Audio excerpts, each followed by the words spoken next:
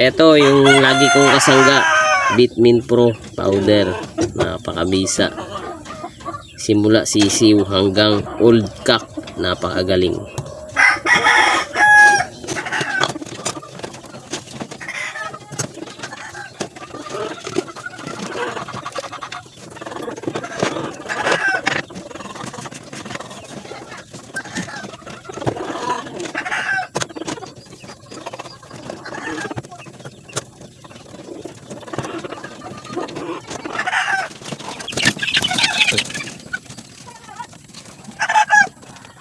Ayan yung patok ako sa kanila mga manok.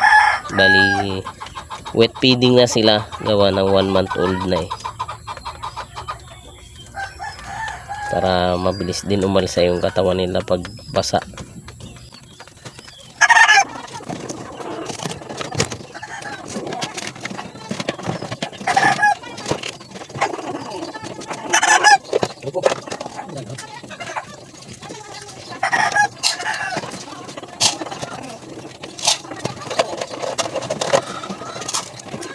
So yun mga manok, tapos sasawag yan.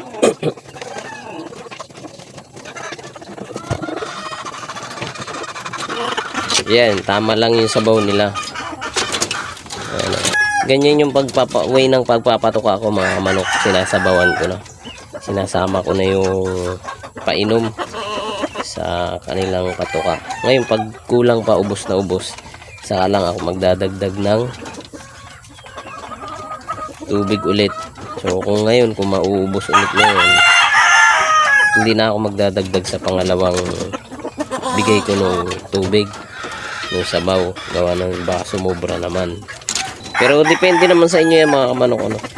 Kasi eto, minsan na dry feeding ko din naman, para hindi naman laging may sabaw yung kanilang kinakain.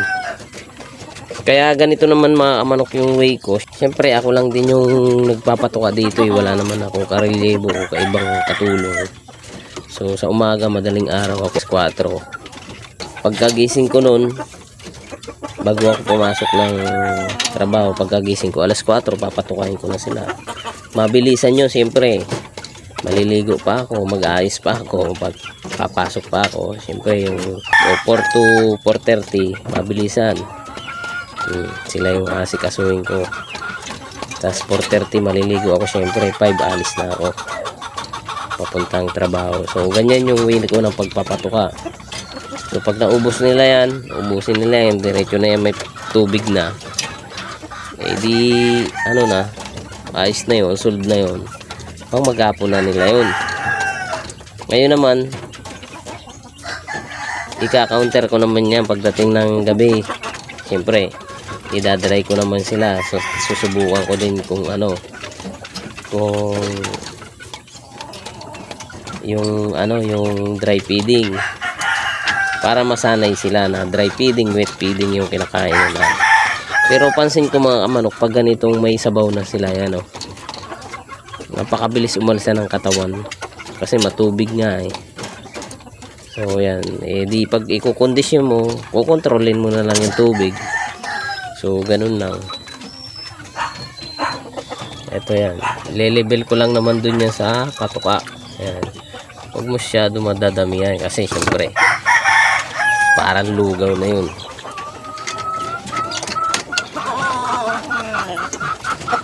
Yan, medyo maganda ng itsura nito daw ng natanggal na yung mga langig-lamig sa kanyang mukha. Ayan, ito dun sa isa.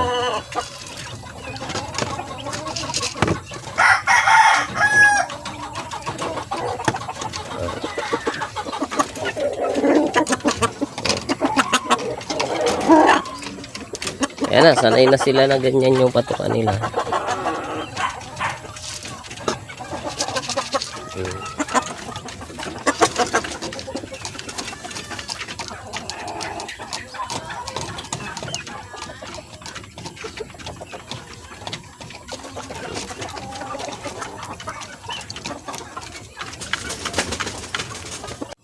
So yun mga kamanok, clean up lahat. So kagaya nito, yung hindi niya maubos yung nilagay natin sa baw. Pero kukunti na lang, hindi na tayo magdadagdag ng dyan, tubig. So eto din, medyo may tira na konti, so sakto lang yan. Eto, panigurado kulang pa to. Ayan, lalagyan natin. Ayan,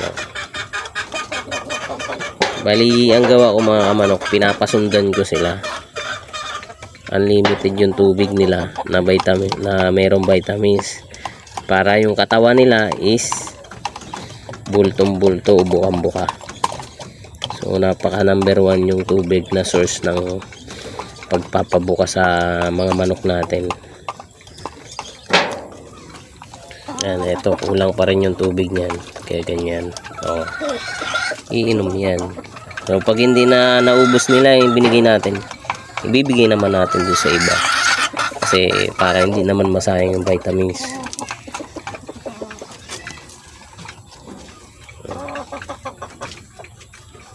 Ito, may tira na siya konti.